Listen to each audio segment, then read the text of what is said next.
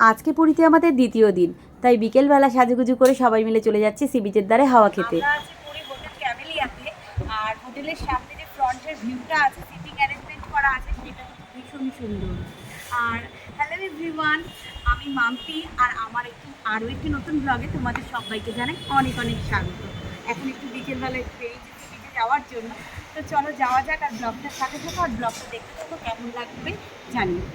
এই হোটেলটাতে, আর এই হোটেলটা থেকে বেরিয়ে এই রাস্তা পার হয়েই দেখো সব দাঁড়িয়ে পড়েছে ফুচকা খেতে। মা আর আমাকেও না ফুচকা খেতে বলছিল, কিন্তু আমাদের কিন্তু একদমই ফুচকা খেতে ইচ্ছে করছিল না, কারণ সমুদ্রের পাড়ে গিয়ে চা আর বিস্কিটটা খেতেই বোধহয় বেশি ভালো লাগে।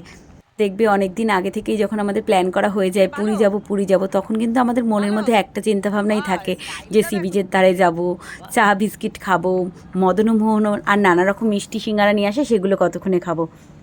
আমাদেরও কিন্তু সেরমটাই মনে হচ্ছিল যে আজকে পুরীর দ্বিতীয় দিনে এই ফার্স্ট সি বিচের ধারে যাচ্ছি, গিয়ে কতক্ষণে চাটা খাবো।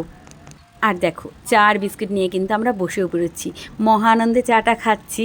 আর আমার ছোটো ছেলে আর বড় ছেলের ফুচকা খেতে এত ঝাল লেগে গিয়েছিল, আমার ছোটোজন তো ওই অরেঞ্জ ফ্লেভারের সোডাটা কিনে নিয়ে এসে আবার খাওয়া শুরু করে দিয়েছে। সেই সময় সমুদ্রের সামনে বসে হাওয়া খেতে আর চা খেতে যে কী ভালো লাগছিল তা তোমাদের বলে বোঝাতে পারবো না। আর তারপরে কিন্তু আমরা অনেক ঘুরেছিলাম, সেই ভিডিওটা আর করা হয়নি। এরপরেই দেখো চলে এসেছি পরের দিন সকালের ব্রেকফাস্টে।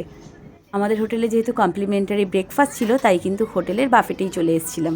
ফার্স্ট ডেতে অন্য একটা জায়গায় বাফেট হয়েছিল, যেহেতু লোক কম ছিল, কিন্তু সেকেন্ড ডেতে দেখলাম এসে ঠিক অন্য উল্টো একটা সাইডে বাফেটটা হয়েছে, যেখানে নাকি হলঘরটা অনেক বড় ছিল।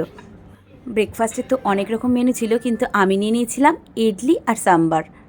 আর তারপরে এই লাইভ কাউন্টার ছিল পাস্তা আর অমলেটের। আমি দুটো চিজ পাস্তার অর্ডার দিয়ে দিয়েছিলাম আর বলেছিলাম দুটো অমলেটের জন্য, আমার ছোটো ছেলে আর আমি খাবো বলে। তারপরে তো আমরা খুব মজা করে সবাই গল্প করতে করতে ব্রেকফাস্টটা করছিলাম, আর তারপরেই প্ল্যান করছিলাম যে আমরা একটু বাজারের দিকে যাব। আমার হাজব্যান্ডও কিন্তু ওই ইডলি আর সাম্বার নিয়েছিল, আর ওর যে এই ইডলি সাম্বার বড়া এগুলো যে কী খেতে ভালোবাসে তা তোমাদের বলে বোঝাতে পারবো না। জানো তো, বাড়িতে কখনো কখনো কিন্তু আমাকে ব্রেকফাস্টে ইডলি সাম্বারটাই বানাতে হয়। কিন্তু জানো তো, এবার পুরীতে এসে যেহেতু কমপ্লিমেন্টারি ব্রেকফাস্ট আছে, তাই জন্য আমরা বাইরের কোনো কিছুই আর ট্রাই করতে পারছি না। যেমন এর মধ্যেও ইচ্ছে করছিল যে একদিন একটু ছেঁড়া পরোটা খাবো, কিন্তু সেটা আর খাওয়া হয়ে উঠছে না। ছোটো ছেলেটার জন্য যেই সব খাবারগুলো টেবিলে নিয়ে গেছিলাম, সেগুলো তো কিচ্ছু ঠিকঠাক করে খেলো না। তারপরে ওই রোজকার চিরাচরিত এক খাবার, ওগুলো খেয়েই থাক বাবা, তাই জন্য ব্রেডের মধ্যে একটু বাটার মাখিয়ে ওকে দিলাম। আমাদের ব্রেকফাস্ট তো এখন প্রায় কমপ্লিট হয়ে গেছে, আর সবার শেষে আবারও ওই একই রকম বরের বানানো এক কাপ চা খেয়ে নিচ্ছি। আর এইবার তো জানো না বন্ধুরা, এইবার যে পুরীতে এসে কি গরম পাচ্ছি সেটা আমরাই বুঝতে পাচ্ছি। আবার দেখো, ওর মনে হয় ব্রেড বাটার একটু খেয়েই হয়ে গেছে, এখন আবার স্প্রাউট চাট বানিয়ে নিয়েছে, আর সাথে নিয়েছে ওয়াটারমেলন জুস। তো দেখো বন্ধুরা, আমরা তো আমাদের বাড়ির ছোটোটার এইসব কীর্তি দেখতে দেখতে রেস্টুরেন্ট থেকে বেরিয়ে এসেছি। এখন ওয়েট করছি ওয়েটিং রুমে, কারণ আমার হাজব্যান্ডের একটা ফোন এসেছিলো, ও ফোনে কারোর সাথে কথা বলছিল, ওর জন্য ওয়েট করছি।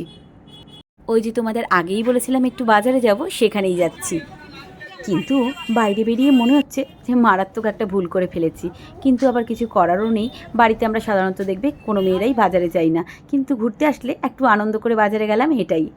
বাজার থেকে কিনে নিয়েছিলাম বাগদা চিংড়ি, আর সেটাই কিন্তু বাজারের পাশে একটা বৌদিকে ঠিক করে এসেছি, ওনাকে দিয়ে রান্নাটা করিয়ে নেব। বাজার থেকে ফিরে আসার পরেই দেখলাম রুম সার্ভিসের লোকেরা রুমটা পরিষ্কার করে দিয়ে গেল। আর এই ব্লগটা তোমাদের কেমন লাগলো জানি।